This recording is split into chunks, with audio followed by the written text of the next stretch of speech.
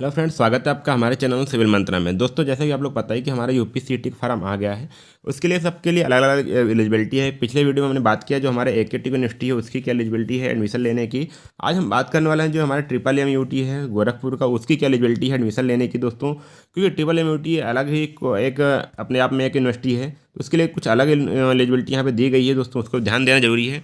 क्योंकि जो एकेटी की जो एलिजिबिलिटी थी वो बिल्कुल नॉर्मल थी, उसमें कोई परसेंटेज बाउंडेशन नहीं था, लेकिन यहाँ पे हर कोर्स के लिए कोई ना कोई बाउंडेशन यहाँ पे दिया गया है। तो आइए हम इसको देखते हैं दोस्तों। पहले यहाँ पे देखिए क्या लिखा हुआ है। फॉर एडमिशन कोर्सेज ऑफ यहाँ पे देखिए eligibility for admission to the various courses intake reservation admission process procedure offered by triple MUT are decided by triple MUT. मतलब कि जो भी यहाँ पे हैं सभी ट्रिपल एमयूटी के द्वारा यहाँ पे प्रोसीजर और ऑफर्ड किया जाएगा। They are content the information brochure hosted to the website triple MUT. मतलब कि यदि आपको ज़्यादा जानकारी चाहिए तो ट्रिपल एमयूटी की वेबसाइट पे आप जाएंगे तो वहाँ भी आपको बहुत सारी इन्फॉर्मेशन मिल जाएगी। यहाँ पे पहला चीज़ बोला गया, यहाँ पे देखिए वो अच्छी चीज़ है। क्या बोला गया यहाँ पे देखिए, बोला गया है there is no age limit for admission to the process covered by UPCET. मतलब कि यहाँ पे आपको यहाँ पे कोई भी एज लिमिट नहीं है एडमिशन यहाँ पे किसी भी कोर्स के लिए एडमिशन के में लेने के लिए। यहाँ पे बोला गया है कोई भी एज लिमिट नहीं है। यहाँ बोला गया candidate who are due to appear for qualifying examination or have part. मतलब कि जो यहाँ पे भी अपीयर हो रहे हैं, जो क्वालिफाइंग एग्जाम, मान लीजिए आपको बीटेक में एडमिशन लेना है, आप इंटर भी या तो अपीयर कर रहे हैं, पास कर चुके हैं, लेकिन आपका रिजल्ट क्या हुआ है, रुका हुआ है, वो भी आप यूपीसीईटी 2021 का फॉर्म भर पाएंगे। लेकिन यहाँ पे एक चीज़ बोला गया है कि यहाँ पे जब आपका यहाँ पे डॉक्यूमेंट वेरिफिकेशन होगा उसके पहले पहले आपका रिजल्ट क्वालिफाइंग एग्जाम का आ जाना चाहिए, अन्यथा आप किसी परिस्थिति में एडमिशन के लिए एलिजिबल नहीं होंगे। तो ये यहाँ पे बोला गया दोस्तों। और आगे हम बात करें तो यहाँ पे आप देख सकते हैं, अब यहाँ मैं बात करूँगा eligibility condition for admission in BTech second year lateral entry के लिए, बी फार्मा के लिए, बीबीए, एमबीए, एमसीए और एमएससी कोर्सेज के लिए। यहाँ मैं बात करूँ दोस्तों एमटेक के लिए नहीं बात करूँगा क्योंकि उसके लिए बहुत लंबा वीडियो चला जाएगा और सबका अलग अलग हर ब्रांच के लिए अलग वहाँ पे उसका क्राइटेरिया है। तो मैं इन सब का छोटे से बात करता हूँ। पहले मैं बात करूँगा लेटर एंट्री के लिए। जो लेटर एंट्री में बीटेक में एडमिशन लेना चाहते हैं उनके लिए क्या क्या क्राइटेरिया है। For admission to second year BTech lateral entry, जो हमारे कुछ इसमें आते हैं जो डिप्लोमा करके आते हैं, कुछ आते हैं जो बीएससी ग्रेजुएट्स करके आते हैं। सबसे अधिक फायदा होता है डिप्लोमा वालों का। क्यों होता है अभी मैं बताता हूँ। यहाँ बोला गया है 3 से या 4 साल का जो आपका डिप्लोमा कोर्स है वो बीटीईयूपी, मतलब कि Uttar Pradesh of technical education, जो उत्तर प्रदेश का जो डिप्लोमा वाला बोर्ड है उसके द्वारा आपको यहाँ पे इंजीनियरिंग टेक्नोलॉजी में आपको किसी ब्रांच से आपको यहाँ पे डिप्लोमा होना चाहिए, एक्सेप्ट मतलब कि एक चीज़ छोड़ के यदि आप एग्रीकल्चर इंजीनियरिंग से किए हैं तब आप यहाँ पे बीटेक में डायरेक्ट एंट्री नहीं ले सकते, लेट एंट्री नहीं ले सकते विथ एटलीस्ट 60% मार्क्स। और आपका जो यहाँ पे होगा, यदि आप जनरल या ओबीसी से बिलोंग करते हैं तो आपको यहाँ पे 60% मार्क्स आपको यहाँ पे गेन करने होंगे। यदि आप SC ST बिलोंग करते हैं तो आप 50% यदि आपका स्कोर से ज़्यादा है तभी आप यहाँ पे फॉर्म अप्लाई कर पाएंगे। यदि आप बीएससी से आप डिप्लोमा बीटेक लेटेंट लेना चाहते हैं तो भी आपको 3 साल या 4 साल का आपको आपके पास एक सर्टिफिकेट होना जरूरी है, मतलब डिग्री होना जरूरी है। लेकिन उसका जो मार्क्स है दोस्तों वो 60% से ज़्यादा होना चाहिए।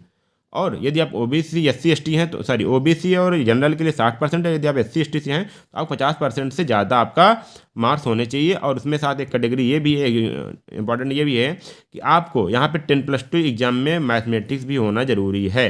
ये सारी चीज़ जब होंगे तभी आप यहाँ पे लेटर एंट्री में एडमिशन कर पाएंगे। लेकिन एक चीज़ और है, यदि आप जो बीएससी के बाद लेटर एंट्री लेना चाहते हैं तो यहाँ बोला गया है कि बीएससी से आप लेटर एंट्री लेना चाहते हैं तो आपको एडमिशन तभी मिलेगा यदि डिप्लोमा स्ट्रीम से सीटें फिल नहीं होती, तब भी आप बीएससी को लिया जाएगा। मतलब कि बीएससी पहले डिप्लोमा वालों को वैलिडिटी दी जाएगी, डिप्लोमा वाले यहाँ पे आपको भरे जाएंगे, फिर यदि आप तब भी सीट नहीं फुल होती तब यहाँ पे बीएससी वाले को एडमिशन दी जाएगी। ये ध्यान दीजिएगा। अब बात करते हैं बीबीए के लिए। बीबीए के लिए दोस्तों कुछ नहीं है, यहाँ पे ध्यान दीजिएगा। आपके पास 10+2 होना चाहिए किसी भी डिसिप्लिन से, 50% आपका ज़्यादा स्कोर होना चाहिए। जब SC ST बिलोंग करते हैं 50% से ज़्यादा आपका स्कोर होना चाहिए।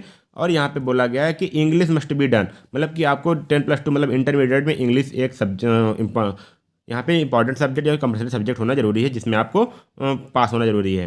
बी फार्मा के लिए बात करें दोस्तों तो बी फार्मा के लिए क्या बोला गया, आपको 10+2 की डिग्री होनी चाहिए, मतलब 10+2 इंटरमीडिएट पास होना चाहिए विथ 55% मार्क्स के साथ। जब जनरल ओबीसी हैं, जब SC ST बिलोंग करते हैं तो आपको 50% मार्क्स होना चाहिए। और साथ में आपके पास फिजिक्स और केमिस्ट्री कंपलसरी सब्जेक्ट होना चाहिए। और उसके साथ साथ आपको मैथ या बायोलॉजी भी होनी चाहिए, मतलब कि आप जब PCM हूँ, PCM या फिर आप PCB हूँ, तब भी आप यहाँ पे अप्लाई कर सकते हैं। किसके लिए? बी फार्मा के लिए। ध्यान दीजिएगा दोस्तों। अब बात करते हैं MBA के लिए। MBA के लिए क्या दोस्तों, the candidate should have pass to recognised bachelor degree, मतलब आपके पास कोई भी 3 साल की जो UGC से कोई भी जो रिकॉग्नाइज्ड यूनिवर्सिटी है उनमें से आपको 3 साल का आपके पास बैचलर डिग्री होनी चाहिए।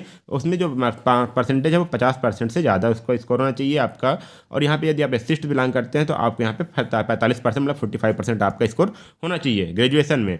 अब बात करते हैं एमसीए के लिए। तो एमसीए के लिए दोस्तों यहाँ बोला गया था candidate should have pass the recognised bachelor degree, मतलब कि आपको किसी भी यूनिवर्सिटी से आपको क्या करना है, बैचलर डिग्री आपको पास होना चाहिए। और आगे बात करें तो यहाँ बोला गया है द मिनिमम 3 ईयर्स ड्यूरेशन, मतलब 3 साल का पोस्ट ग्रेजुएशन होना चाहिए किसी भी यूजीसी से, जो डिफाइंड यूनिवर्सिटी है उनसे। और आपके पास 10+2 मतलब इंटरमीडिएट में आपके पास मैथमेटिक्स होना जरूरी है, जिसमें से आपको 50% मार्क्स मिले हों, मतलब कि पूरा जो आपके ग्रेजुएशन में बोलें तो आपको 50% ज़्यादा आपको मार्क्स होने चाहिए। यदि आप एससी एसटी बिलोंग करते हो तो आपको 45% यहाँ पे बोला गया आप छूट मिलती है। ये क्वालिफाइंग एग्जामिनेशन में, मतलब कि जो जिसमें आप एग्जाम एडमिशन लेने वाले उससे पहले जो आपने क्वालिफिकेशन किया उसमें इस बात होती है। उसी तरह दोस्तों यहाँ बोला गया एमएससी फिजिक्स, एमएससी मैथ और एमएससी केमिस्ट्री, सभी में दोस्तों वही चीज़ है।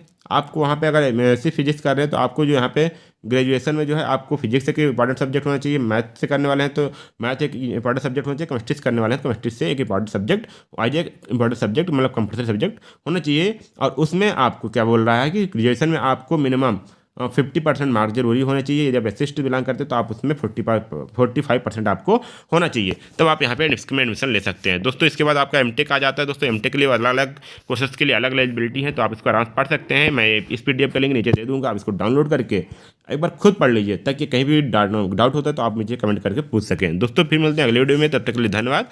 जय हिंद।